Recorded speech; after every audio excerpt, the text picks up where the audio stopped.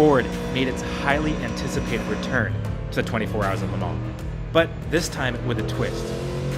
Instead of once again reimagining the iconic GT40 like they did previously back in 2016, this time they've brought the Mustang in an attempt to prove that this pony car is a true performance vehicle and can fight toe-to-toe with the top GT machinery on the planet.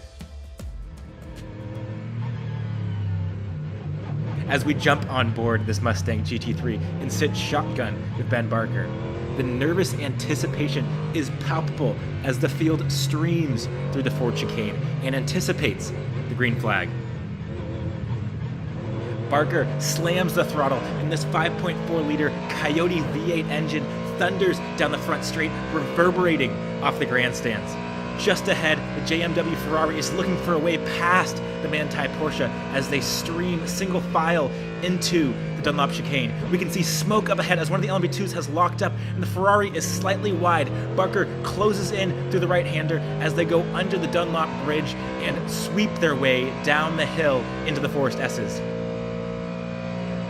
Ten Voorde pokes his nose to the inside of the Porsche as Barker squeezes the throttle, coming through this fast left-hander before going over this crest and into Tete Rouge, which leads onto the Mulsanne straight.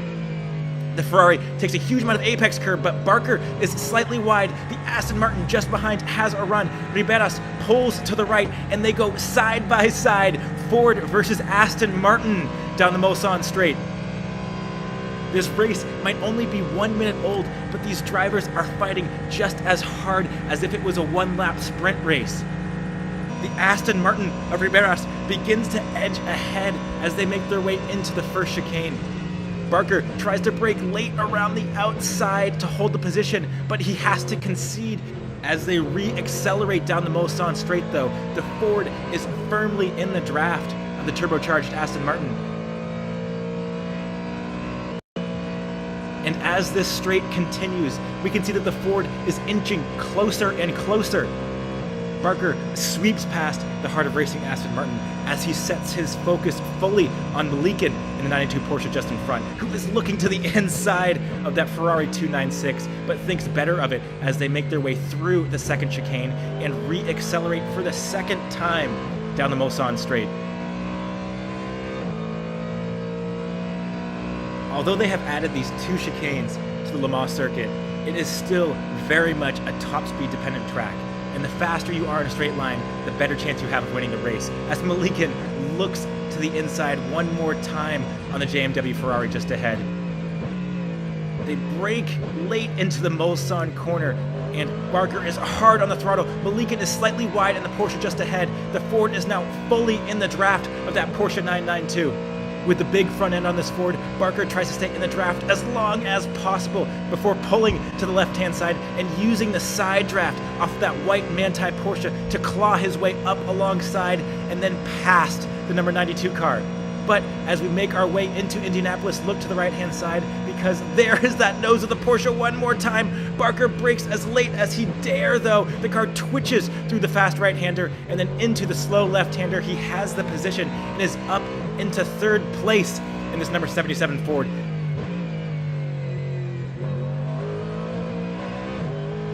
As they exit Mulsanne corner and begin the long run down to Indianapolis, the Ford versus Ferrari rivalry is once again being rekindled here at Le Mans. Through the fast right-hand sweeper, the Ford is closing in, and that 66 car is just a sitting duck. Barker pulls to the right-hand side as he makes his way past that Ferrari and gives him a hand gesture saying, "Let's catch this class-leading McLaren."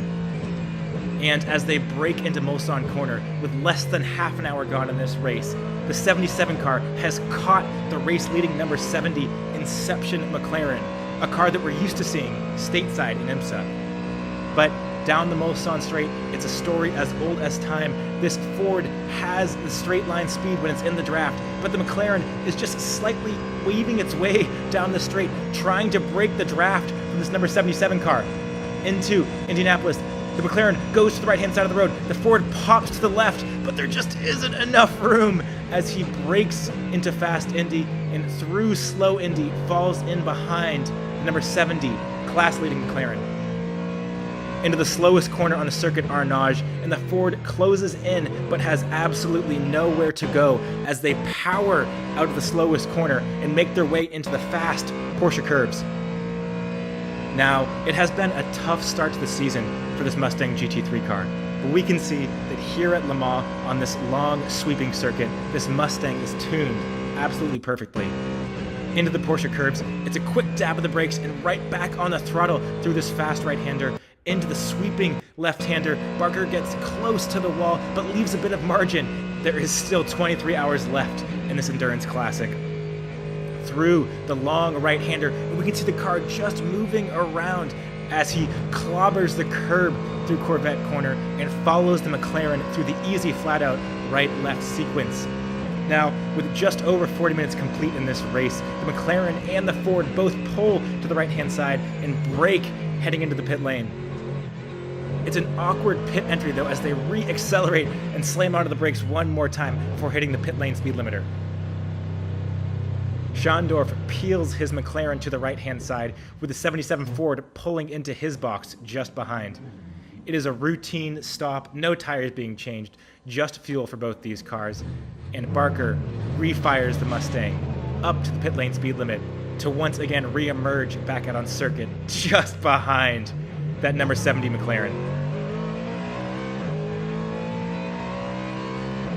Through the fast sweeping right-hander, it's a hard brake into this chicane. The McLaren takes a huge amount of curb on both apexes, with the Ford not taking quite as many liberties this early on in the race. Down through this fast sequence into the forced S's, it's just a quick dab of the brakes and a quick downshift before getting right back on the throttle to settle the rear of the car. We can see Barker working that steering wheel as the rear end just slides out through that fast left-hander into Tete Rouge. The McLaren takes a huge amount of curb. Barker once again just being slightly more gentle with his Mustang GT3.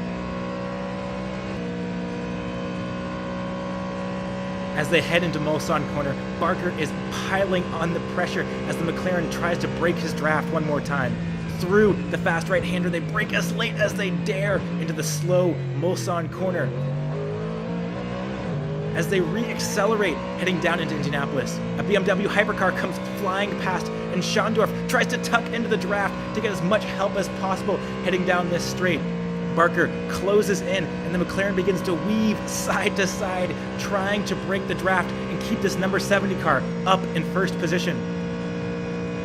Barker looks to the right-hand side, but the McLaren defends. Barker looks to go around the outside into Indianapolis, but thinks better of it, brakes early, and settles in behind the number 70 car. Schandorf is not making Barker's life easy, and if he wants the class lead, he is going to have to work for it. Through the second chicane, that McLaren is absolutely on the limit as Schandorf uses all of the road at the apex. With this V8 engine singing in our ears, Schandorf is once again weaving side to side, trying to break the draft as much as possible to keep this number 70 McLaren in the lead. As they head into the second chicane, Schandorf defends his position by moving to the left-hand side. Barker pokes his nose around the outside, but is not able to complete the move as they make their way through the left-right-left chicane and accelerate back on the Mulsanne straight, and this battle continues with Schandorf weaving and Barker trying to find any draft he can to pull him up in front of that number 70 McLaren. As they come over the crest where that Mercedes famously flipped, we can see a blue flag, and on the right-hand side an LMP2 comes screaming past. The 70 McLaren is slightly compromised into Mulsanne corner, has to brake earlier than he wants to. This might be Barker's best chance as the McLaren slides coming out of the exit. With a few drops of precipitation forming on the windscreen, the 77 car claws its way closer and closer to this McLaren 720S out front. Through the fast right-hand kink, and McLaren goes to the right-hand side, and Barker makes his way past, but now that he's out of the draft of that McLaren, the Ford stops accelerating, and if we look to the right-hand side, there is that number 70 car as they go side by side through fast Indy. Barker tried so hard to get past that number 70 car, but has to fall in line and relinquish the class lead to their IMSA rivals. With another 40 minutes complete, it is time to once again pull into the pit lane, with the 77 chasing that number 70 car. With Schondorf in his pit box, we can see he's being relieved by the team's amateur driver, Brendan Arieb. And if we look to our left-hand side, we can see that the same is happening aboard our Mustang, with the bronze-rated Hardwick now jumping aboard. And as a set of cold tires go aboard, Hardwick prepares for his first stint in this Ford Mustang.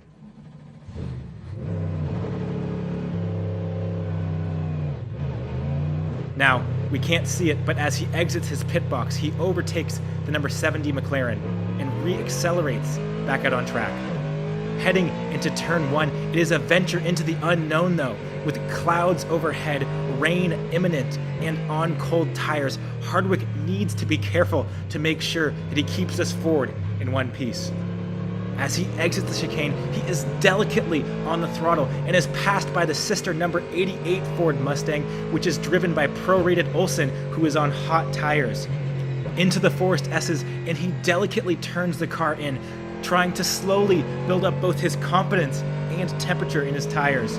Over the crest and into Tete Rouge, and he is passed by 2 hypercars. This first lap is truly a trial by fire for this American driver. As he accelerates down the Mulsanne straight though, he can finally take a deep breath and begin to get comfortable aboard his Ford Mustang. But any comfort and security that he might have built will soon start to go away, because as he enters the Porsche curves, there is precipitation on the windscreen. With this being a 24-hour race, obviously strategy is as important as speed, so choosing if and when to change to rain tires, as well as when to have that bronze driver behind the wheel, will be critical to finishing on the podium. And as Hardwick gingerly exits the Porsche curves, the team decides that the rain will not be hard or long enough for him to switch onto rain tires. So as he makes his way into the Ford chicane and that windshield wiper begins to wag, he will stay to the left-hand side on these dry tires. But just because this is the right strategy doesn't mean it's the easy strategy, and this will be a huge test for this gentleman driver. And as he powers this Ford down the front straight, he now has more experienced drivers chasing him down. As he passes the Cadillac on the pit lane exit, he sweeps through this fast right-hander and breaks into the tight Dunlop chicane. If we look behind though, we can see there is Christopher Mies in the 44 Ford Mustang. Mies sweeps past as they make their way under the Dunlop Bridge, and Rahel Frey looks to follow him through, but backs out of it as Hardwick retakes the racing line, but she dives up the inside through the Forest S's to put Ryan Hardwick back to 4th position in class as he makes his way over the crest and into Tete Rouge. He hits the apex curb nicely, uses the curbing on the exit as well, and tries to tuck into the draft of the Lamborghini ahead. But unfortunately for Hardwick, as the stint continues, so does the pressure. Now the 95 McLaren is looking to find a way past, and Hamaguchi brakes late into the second chicane and closes in on the number 77 Mustang, who now has mirrors full of this 95 McLaren. On the exit, Hamaguchi is all over that apex curb, but he drops back in behind the Ford Mustang just for a little bit more draft before popping his nose out once again to pull alongside and then past Ryan Hardwick. Looking back from the McLaren, we can see that the Lexus is following the number 95 through as well, as Hardwick lifts out of the throttle and settles back in 6th position. Caution is the better part of valor aboard this Mustang, and Hardwick is choosing to keep his nose clean for his stint, because that is the job of an amateur driver, not to be the fastest driver in the car, but to be a safe pair of hands to guide this car until the next driver can take over. Fortunately, as the stint continues, the rain relents, and Hardwick begins to build confidence aboard the 77 car. Into the first chicane, he closes in on the number 59 McLaren, the sister car to the one that we just saw. And as they re-accelerate coming out of the first chicane, Hardwick is firmly in the draft of the 720S. He pops to the left-hand side and eases his way up alongside and then past the number 59 car. before he slams on the brakes as they enter a slow zone. 2 hours and 20 minutes after entering the car, Hardwick's stint is complete, and he peels into his pit box to be relieved by the Canadian, Zach Robichon. The plaid-helmeted driver refires his Mustang and exits the pit box as he prepares to bring this number 77 car back up to the front of the LMGT3 field. He burns the rubber as he releases the pit lane speed limiter, trying to put some heat in his fresh tires. Through the sweeping Dunlop curve and into the Dunlop chicane, we can see a gaggle of GT3 cars just in front of this number 77 car. And as he finishes the lap through the Ford chicane, we can see a Ferrari just ahead of Robichon as he thunders through the grandstands one more time. He eases the car all the way to the left-hand side of the road to set up the braking zone for the Dunlop chicane. He brakes as late as he dares, hits that apex curb on the left-hand side, hits the apex on the right, and something breaks. He re-enters the circuit. Maybe it's just a flat tire. Goes through the sweeping right-hander, and the car just understeers. He nearly hits an LMP2 car into the Forest S. And once again, the car just refusing to turn. He nearly takes out that Corvette as the car just refuses to turn.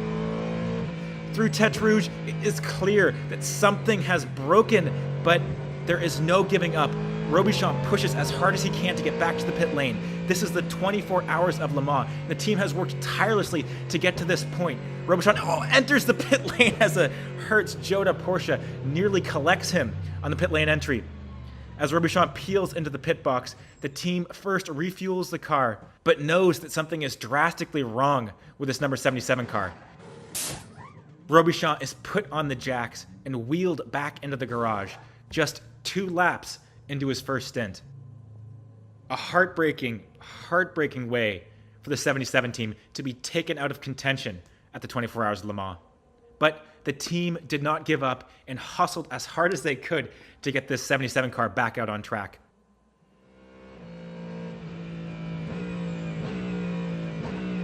And sure enough, at 4 o'clock on Sunday, the number 77 car comes through the Ford chicane one last time to take the checkered flag.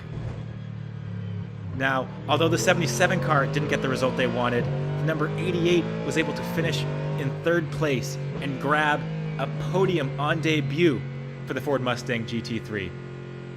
Anyways, if you guys made it this far, thank you so much for watching, so much for supporting. I really appreciate it. I really appreciate you guys. And I will see you in the next video.